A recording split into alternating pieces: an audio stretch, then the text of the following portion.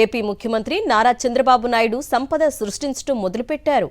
దానితో అమరావతి కట్టాలనేది ఆయన అద్భుతమైన ఆలోచన. అవును, మీరు వింటున్నది నిజమే. అది ఎలా నిజమో తెలుసుకోవాలనుకుంటున్నారా?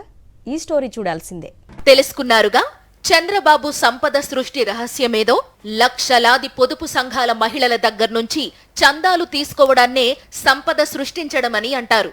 ఆ విషయాన్ని త్వరలో ఎల్లో మీడియా కూడా ప్రపంచ వ్యాప్తంగా చాటింపు వేయబోతున్నది. ఒక్కొక్క డ్వాక్రా మహిళ దగ్గర 100 రూపాయలు తీసుకుంటారట. అలా వసూలు చేసిన డబ్బుతో అమరావతిలో ఆకాశాన్నంటే భవంతులు కట్టబోతున్నారట. అమరావతి పేరుతో మళ్లీ చందాల దందాకు శ్రీకారం చుట్టారు ముఖ్యమంత్రి చంద్రబాబు.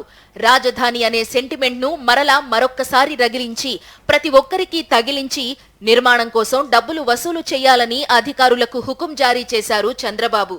చంద్రబాబు చందాల దందాగాథ ఇప్పటిది కాదు. 2014 నుంచి 2019 వరకు ముఖ్యమంత్రిగా ఉన్న సమయంలో కూడా అమరావతి నిర్మాణం కోసం ఇటుకల అమ్మకాల పేరుతో దందా చేశారు.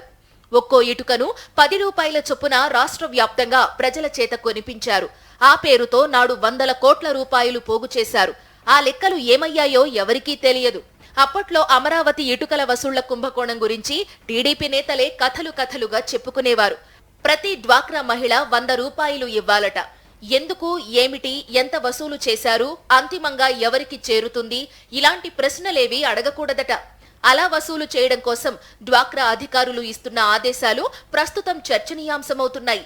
సంపద సృష్టించి ప్రజలకు పంచుతానని చెప్పిన చంద్రబాబు ప్రజల దగ్గరే విరాళాలు తీసుకుంటూ చరిత్రను పునరావృతం చేస్తున్నారు. రాజధాని నిర్మాణంలో ప్రజలను భాగస్వామ్యం చేస్తున్నామని కటింగులు ఇస్తూ విరాళాల ద్వారా దోపిడీకి తెరలేపారు.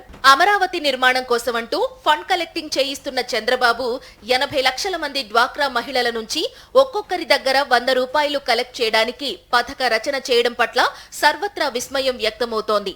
ఇప్పటికే అన్నా క్యాంటీన్ల కోసం విరాళాలు సేకరించాలని, వాటి బాధ్యత పూర్తిగా కలెక్టర్లదే అని చెప్పారు.